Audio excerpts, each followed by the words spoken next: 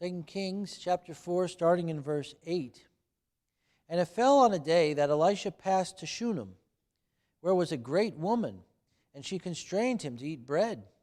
And so it was that as oft as he passed by, he turned in thither to eat bread.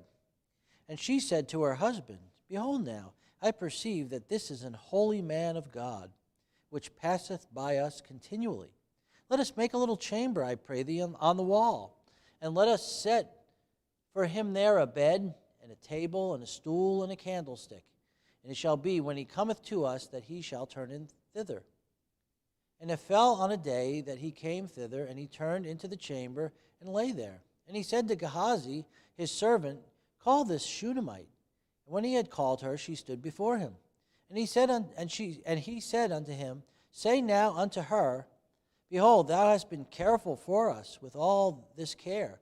What is to be done for thee? Wouldest thou be spoken for to the king, or to the captain of the host? And she answered, I dwell among mine own people.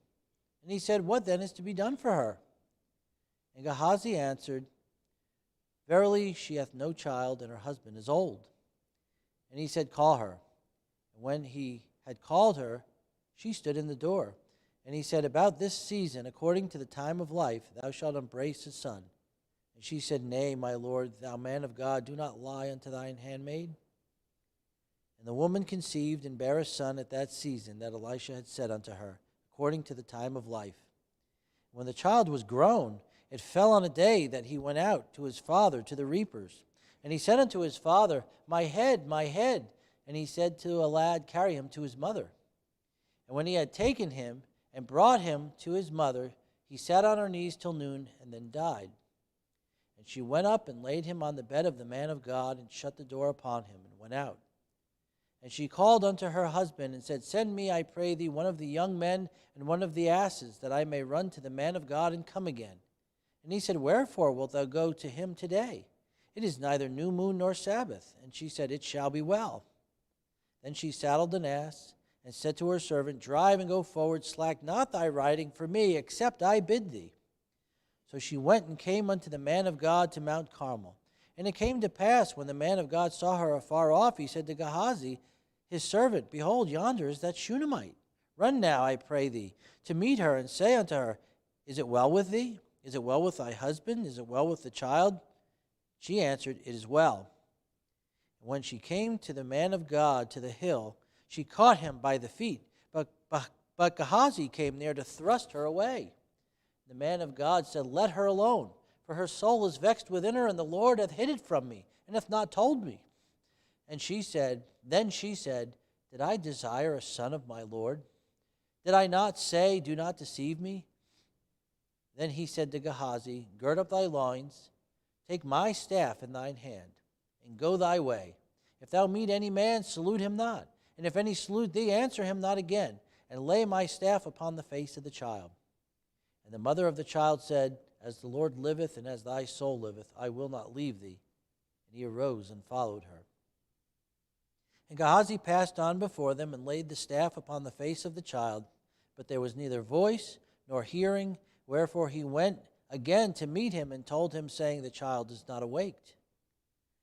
And when Elisha was come into the house, behold, the child was dead, and laid upon his bed. And he went in therefore, and shut the door upon them twain, and prayed unto the Lord.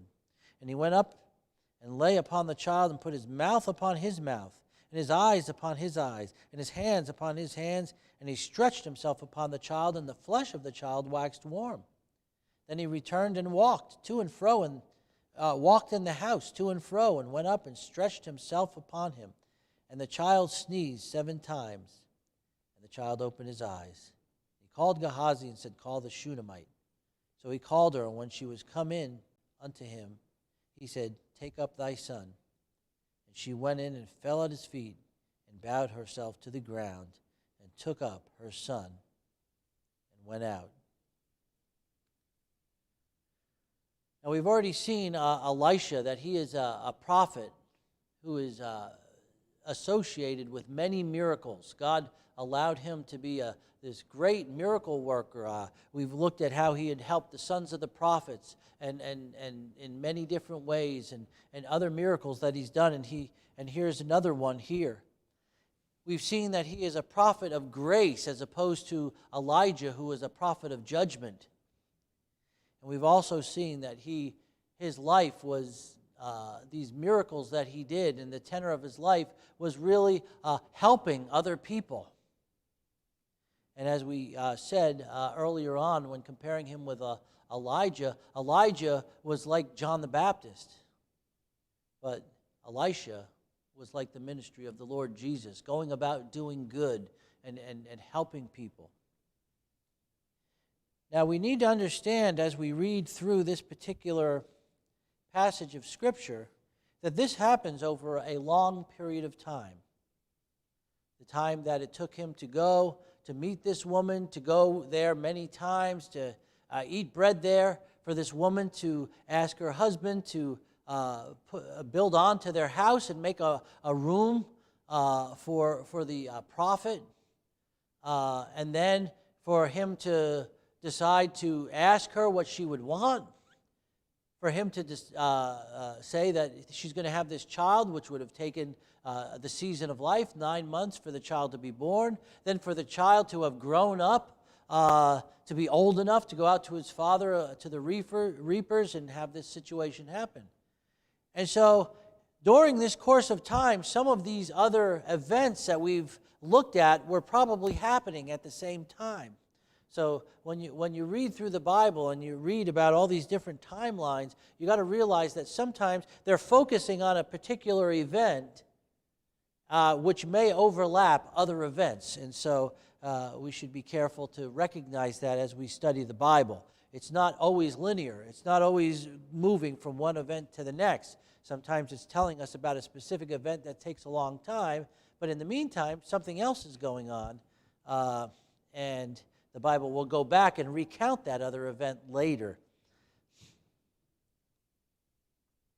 So the first thing we want to notice is that Elisha rewarding a faithful woman. Now it says of this woman that she was a great woman. I believe that what it's referring to, the fact that she was a well-respected, perhaps even a well-propertied woman. Her and her husband were people who were well-respected in their community. It says that this woman constrained him to eat bread. She was a benevolent person. She saw this man, and at first she didn't know who he was, obviously. Later on, she said, I perceive that this is a man of God, a holy man of God. But at the beginning, she just saw this man coming through town, and she invited him home to eat bread. And then as he came, and he came again, he would continually come. And she was showing hospitality, her and her husband, but she is obviously the prime mover in this, from what you read in the story.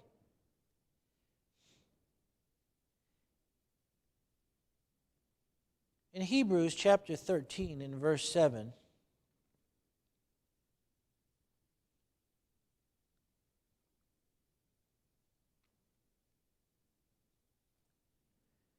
it says, wait a minute.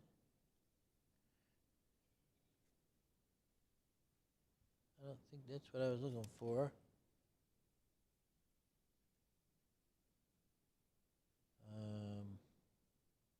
I don't think that was what I was looking for. There must be a typo in my notes. Every once in a while, somebody gets into my notes and changes them on me, I think.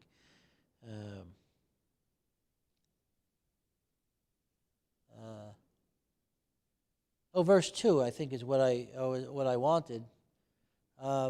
Be not forgetful to entertain strangers, for thereby some have entertained angels unawares. Here was a woman who was benevolent, entertained strangers. When the first time Elisha came, he was just a stranger passing through town, him and his servant. And she invited him in again. And then as he came and through the discussions that they had, she went on to say, I perceive that this man is a holy man of God, which passeth by us continually. She was a hospitable person.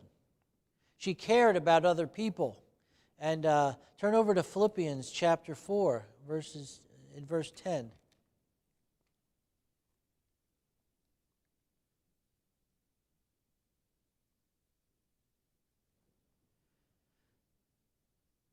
Now this is talking about the Philippians and their care for the Apostle Paul. But I rejoiced in the Lord greatly that now at the last your care of me has flourished again, wherein ye were also careful, but ye lacked opportunity. And he goes on to talk about the gifts that they had sent to strengthen him and to meet the needs that they had. In verse 16, for even in Thessalonica ye sent once and again to my necessity, and so forth. The Philippians were people who cared about the Apostle Paul and were benevolent and took up these gifts and sent them to him so that he could be strengthened and his needs be taken care of so that he could focus on the ministry more. This was the type of woman that this great woman of Shunem was. And she said, I perceive that this is an holy man of God which passes by us continually. Now, apparently, Elisha had a route, like others, Samuel before him and others, prophets who would go from place to place and teach the people, especially now that there were these schools of the prophets. And so he would go, perhaps there were several different schools of the prophets, where he would go and teach and train these young men up in different cities. Actually, we know that because there was the school of the prophets in the different cities where he and Elijah were passing through before Elijah was taken up.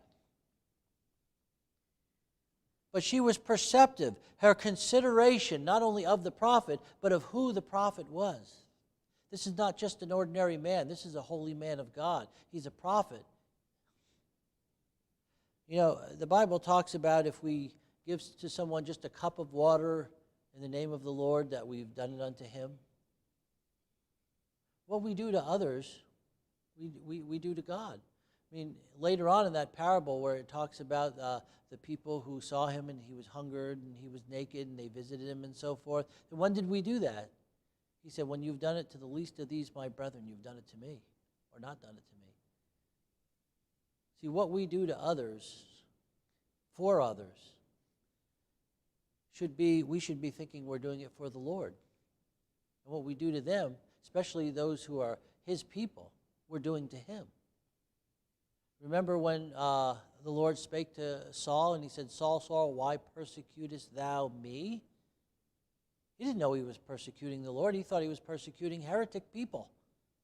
But they were God's people. So what he did to them, he was doing to the Lord Jesus. And notice her care. First of all, she said, let us make a little chamber, I pray thee, on the wall. And what she's saying is that let's build onto the house. Let's put a door here and build onto the house and make a room for the prophet to stay in whenever he comes. A place for him to be comfortable and dwell in when he comes here. And not just to have a meal here, but now he has a place of lodging as well when he comes by. He doesn't have to look elsewhere. And then I want you to notice the things that she puts in there. First of all, she gave him bread. She would feed him whenever he would come. Very important to take care of the physical needs of this man. Then she made a chamber, the place to dwell in. And in that chamber, what did she put? A bed, a place to rest and sleep. And then she put a table, a place for him to work and to study. A stool, a place for him to sit while he was doing that work and study. And a candlestick, so even if he wanted to work into the night, he would be able to see and do that. She provided for all the needs that he might have. The food, the lodging, and a place for him to do what he needed to do. And as a result of this, that as he was in there in the chamber and he was resting, it came into his mind it's to send Gehazi out to call the Shunammite and to tell Gehazi to ask her Since you have been so careful for us and to meet our needs, we would like to repay you in some way. What can we do? Do you need to be spoken to the king or to the captain of the guard? Is there something that I can do to show you my appreciation for all that you have done? And she said, I dwell among mine own people. She said, I have no need. I'm not doing this for a reward. I'm not doing this for gratitude. I'm doing it because I want to. Because I believe it's the right thing to do. And I'm not looking for anything as a result of this. But Elisha was not content with that. And so he asked Gehazi, well, what can be done for her? And Gehazi says, well, first of all, she was content, obviously. She was content. Let's not get ahead of myself here. She was content with what she had. She didn't need anything else. Let me go back to Hebrews 13 again, verse 5.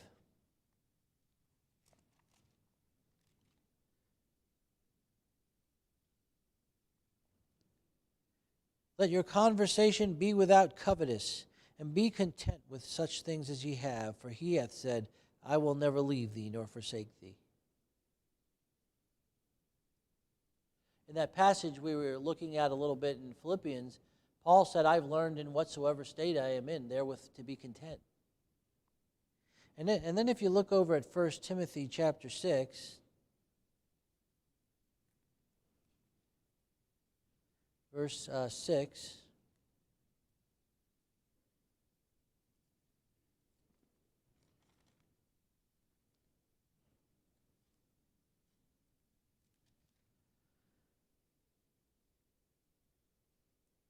but godliness with contentment is great gain.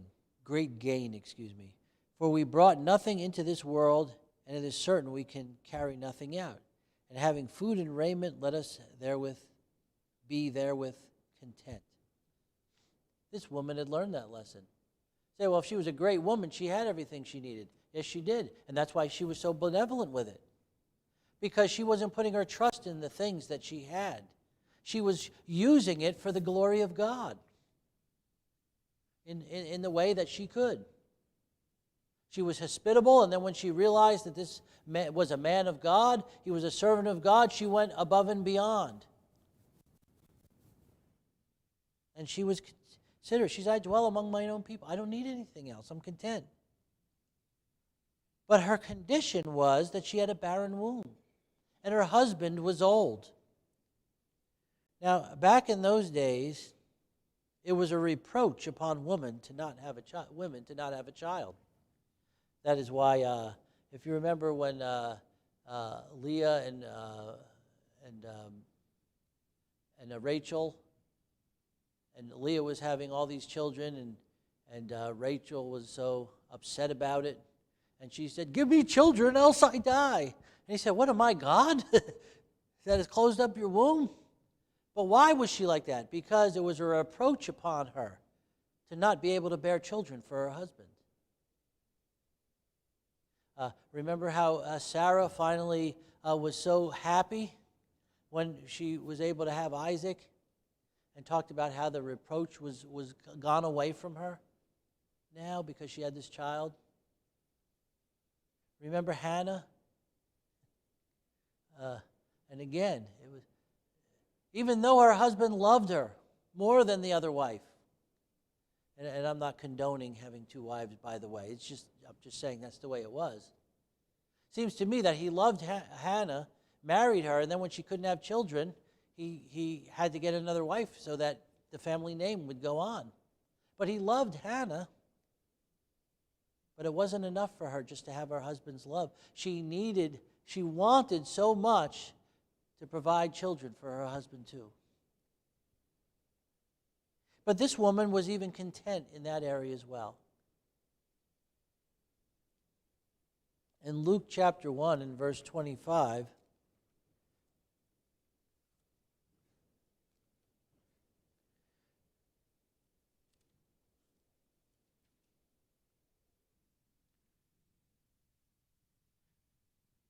verse 24 we'll read. And after those days his wife Elizabeth conceived and hid herself 5 months, saying, Thus hath the Lord dealt with me in the days wherein he looked on me to take away my reproach among men.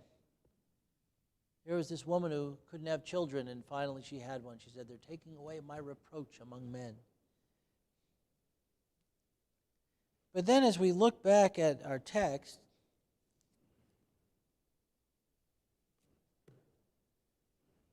in Kings, notice in verse 16, and he said, About this season, according to the time of life, thou shalt embrace a son. So he makes a promise to her. God is going to give you a son. But notice this bewildering statement. She doesn't seem excited about this. She says, Nay, my Lord, thou man of God, do not lie unto thine handmaid. Notice the caution she had. She probably had been praying and wanting a son for so long and thought it was too late for her to have a son now, and she just didn't want this promise to come and to be disappointed again. That's understandable. But also notice the candor that she has. Do not lie unto thine handmaid. Maybe she had gone to doctors to see if they could help her. I don't know, but no one was able to help her in the past. She didn't want to be lied to. She would rather be barren without no hope than be given a false hope. Now, a lot of people in this world like to have a false hope when it comes to spiritual things. They want to believe whatever they want to believe and hope that it's going to turn out okay. But for right now, that hope is good enough for them. And when you try to show them that that's a false hope, they don't want to hear it. She didn't want that false hope. Now, she knew this was a holy man of God, so it's very interesting that she reacted that way. But turn over to Genesis 17, in verse 17.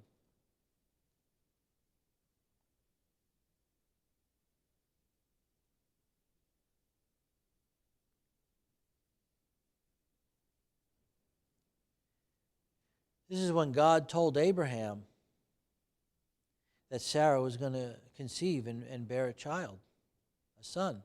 Then Abraham fell on his face and laughed, and said in his heart, Shall a child be born unto him that is 100 years old, and shall Sarah that is 90 years old bear?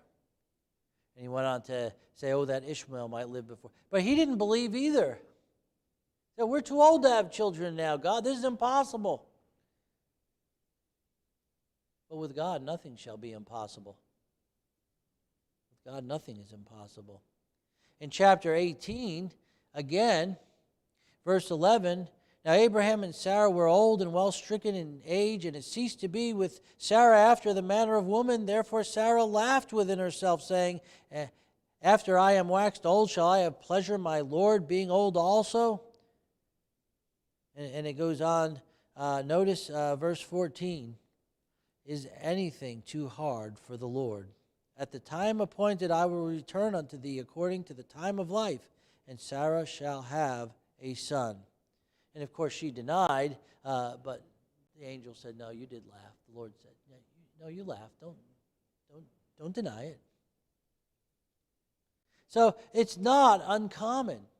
And in even Luke chapter 1 and verse 18, when the angel appears to Zacharias, he doesn't believe either. And of course, he's made mute until John was born. And so she is not alone in this, is what I'm trying to say. When something seems impossible, we have a hard time believing that God can do it. Even though we know God can do anything, maybe it's just that we don't believe he'll do it for us. Oh, he can do it, but he won't do that for me. But maybe he will. Because if that's his will, he will do it for you. Because that's the kind of God we have. And we worship. And so, of course, this child was born. She did have this child. And it says in verse 18, And when the child was grown, It fell on a day that he went out to his father to the reapers. I don't know how old this child was at this point. Maybe he was a teenager. Maybe he was even a little older. Maybe he was 20 or so. We don't know. It doesn't tell us how long of a period of time. He's just grown. He wasn't a little child. He was a grown young man of some age. And he went out to his father to the reapers. His father was out working in the field, and he went out to help. And to be with his father working in the fields. And he said unto his father, my head, my head. Now, I don't believe the father really understood. Maybe he just thought his son got a bad headache. The father doesn't seem to be fully aware of what was going on throughout this. He said, oh, he has a bad headache, his head hurts. One of you guys take him back to his mother so she can nurse him back to health. But he continued to work. He didn't think there was a big problem. He didn't understand he could have had a brain aneurysm. We don't know what happened. But something happened in his head that was so bad and hurt so bad that his father said, you need to go back inside, son. Somebody's going to take you inside, take you to your mother, and she'll take care of you, and you'll be all right. He said, but I'm going to stay here and continue working. But it's a painful tragedy. Her mother sat there until noontime with him on her knees, and then he died. He died. So here's this mother, didn't want to be lied to, the child didn't want to have a child that would cause tragedy in her life. And now that tragedy came. Some people say it is better to have loved and lost than to not have loved at all. But for this mother, the loss was so tragic, she would have rather never had the son at all than to have had him and lost him this way. At least that's what she says later to the prophet, and we'll see that in a moment. It makes you think that that's what she was thinking. And so after the child dies, where does she put him? On the bed of the prophet. The prophet was the one who said, I would have this child. Through the prophet, God gave me this child. The prophet is now responsible for this child. I'm going to put him on the bed of the prophet, and I'm going to go find that prophet. I'm going to tell him what happened. And so after she shuts the door, and then she goes out to her husband and says, give me one of these young men and an ass, donkey. I want to go out and see the man of God. She doesn't tell him what happened.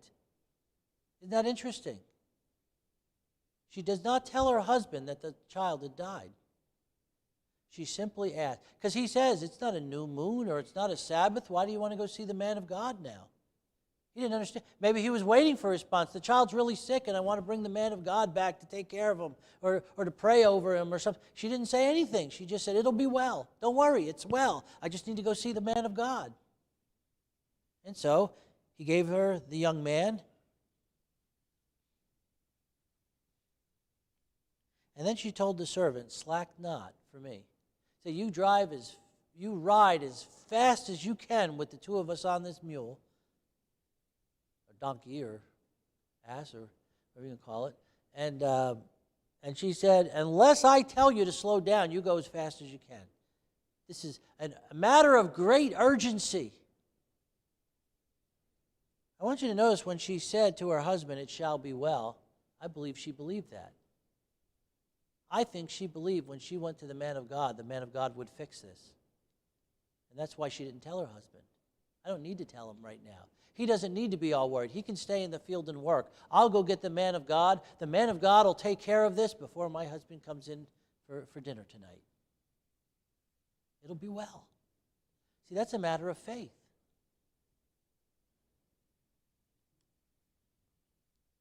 When she gets there, Elisha sees her coming up. And he says to Gehazi, this is that Shunammite. Go and ask her how her things are going with her and her husband and the child. Now, Elisha doesn't know what's happened. God had hid it from him. A lot of times these prophets knew ahead of time what was going on. Remember Ahijah, when the wife of Jeroboam came to him, and God told him ahead of time, the wife of Jeroboam has disguised herself, and she's going to pretend to be another woman, but you need to give her this message. And when she walked in, and she said, "Why feignest thou to be someone else, the wife of Jeroboam?" But God didn't tell Elisha ahead of time what had happened. But when Gehazi goes out to meet her, she just said, "It is well." She didn't come to see Gehazi. Now we find out later, and we're going to look at this next week, Lord willing, Gehazi wasn't everything he ought to have been. And perhaps this Shunammite woman saw this in him already. And so when she got there, but even if she didn't see that, he was not the man of God. He was not the one who had made her the promise that she would have this child. Elisha had. She wanted to go right to Elisha. She didn't want a middleman. Isn't it wonderful that we don't need a middleman, a human middleman to go to God? There's one God and one mediator between God and men, the man Christ Jesus, who also happens to be God as well. We go to the Father through the Son because the Son is God. We don't need a middleman. She didn't want a middleman. And as she ran up, and you can see a little bit of the deficiency of Gehazi already, because as she runs up and she goes and grabs Elisha by the feet in her despair, Gehazi's ready to just thrust her away. Say, "What are you doing?" And kick her out of the way. But Elisha stops him. He says, "Can't you see? Can't you see?" Now notice. And the man of God said in verse 27, "Let her alone, for her soul is vexed within her, and the Lord hath hid it from me and hath not told me." He recognized just by the way she was acting that something was dreadfully wrong, and he had compassion upon her. He wasn't worried about protocol at this time. He said, "This woman needs help, and I'm here to help her." Again, the prophet of miracles who helps people.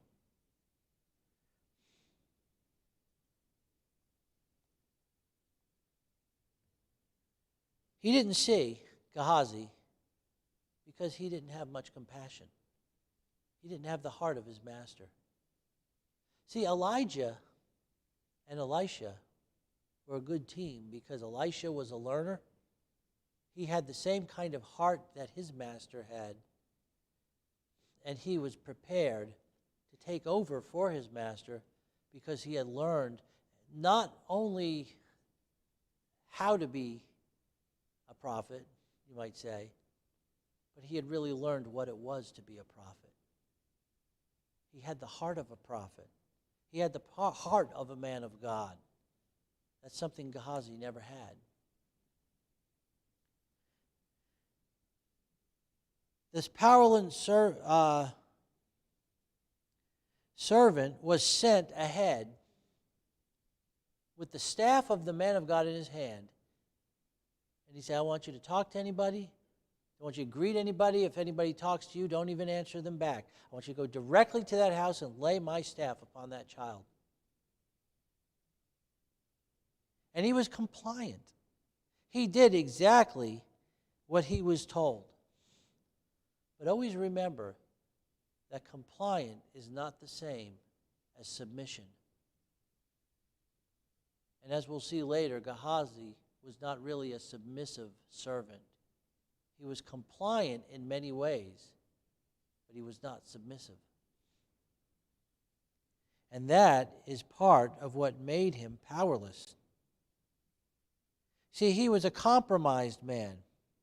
And the result, he went there, he put that staff, he did everything, he went through the motions, but there was no life. The child was not awake. He went there, he did everything he was told, he put that staff on the child's face, nothing happened, and so he just got up and turned around and said, "Nothing happened." You want to know why? I don't think Gehazi really expected anything to happen. Or if he did, He wasn't in a place to see it happen.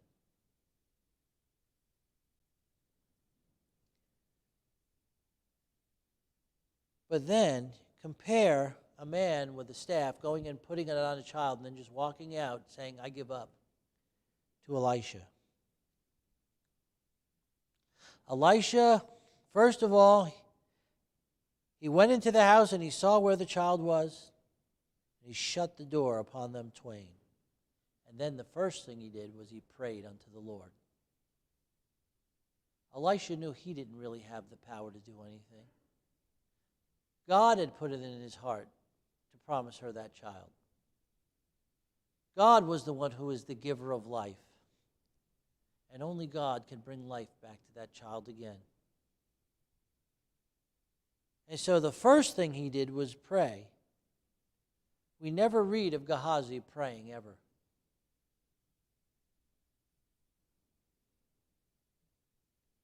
And then he went up and he lay upon the child, put his mouth upon his mouth, his eyes upon his eyes, his hands upon his hands, and he stretched himself upon the child.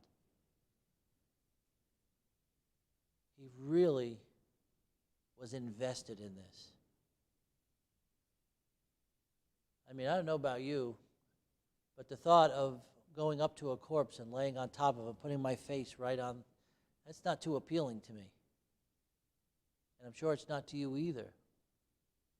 And maybe it wasn't even appealing to Elisha, but none of that mattered.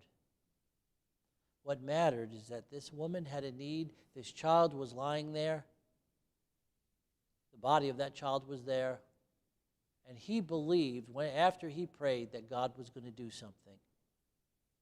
But he didn't want to just sit around. He wanted to be part of what was going on. And it says, as he laid himself upon that child, it says, the flesh of the child waxed warm. All of a sudden, he wasn't this cold corpse anymore. Something was going on. The body was warming up. Say, well, maybe it was just from him lying on it. It's his body heat that warmed it up.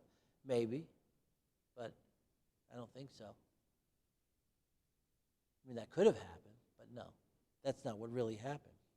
But then I want you to notice the next thing he does.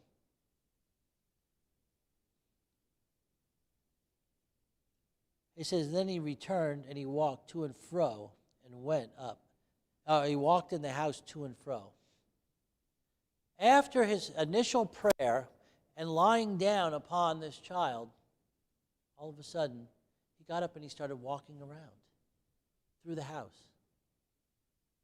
You know, sometimes there's a time to kneel down and pray, and sometimes you get so anxious about things or so involved in something that you can't just be still anymore. And I believe while he was walking to and fro in the house with no one else there, not speaking, that he's still talking to God. God, we got this started, Lord, but you got to finish the job now. We're going to raise this child. You're going to raise this child. And then finally he went back in, stretched himself upon the child again. He did it the second time.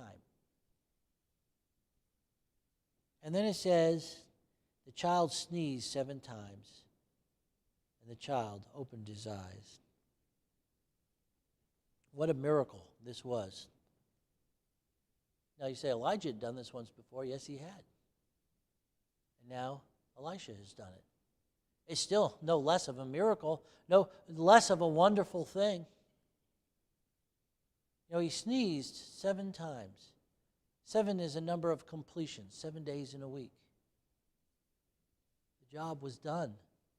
The child's life was back in him. And he could call the woman in and say, here's your son. And notice he said, take up thy son. Take him up. He's alive. The answer to her prayers, the answer to her faith, because her faith led her to go to the man of God. Then she went in and fell at his feet and bowed herself to the ground and took up her son and went out. You know what this reminds me of? Those 10 lepers? She was like that Samaritan leper, who before he went and did all those other things, she took a moment to give thanks, just like that leper did. And the Lord said, where are the other 9? But she wasn't like those other 9. She was like that one. She expressed her gratitude first and then took up her son.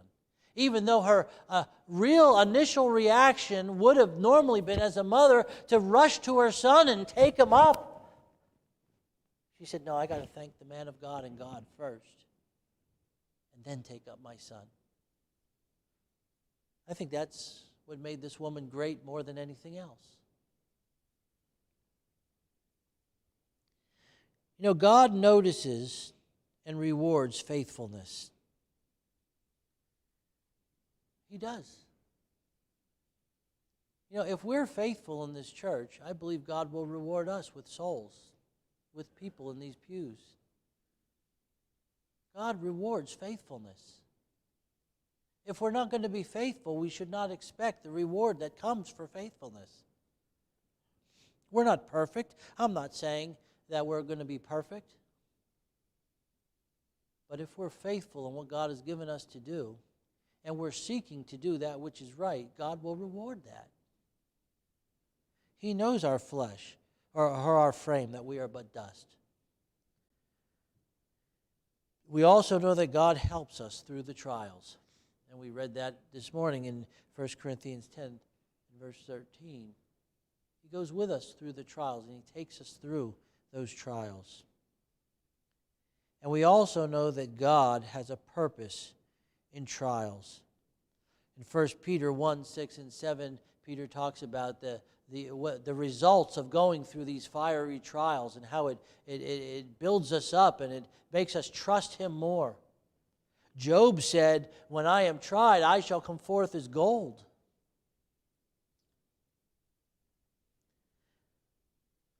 What we need to do, like this woman, is first of all, live for God. Take our resources and what we have and dedicate them to God for His use and for His glory. We need to be hospitable and help others and be a blessing to other people. We need to trust Him through the trials and have faith that when God has made us a promise, He will keep that promise. And then we need to learn the lesson of the trials so that when we come out the other side, we'll be stronger. Well, this is the great woman of Shunem and how the prophet Elisha dealt with her. And I pray that this has been a blessing to you tonight.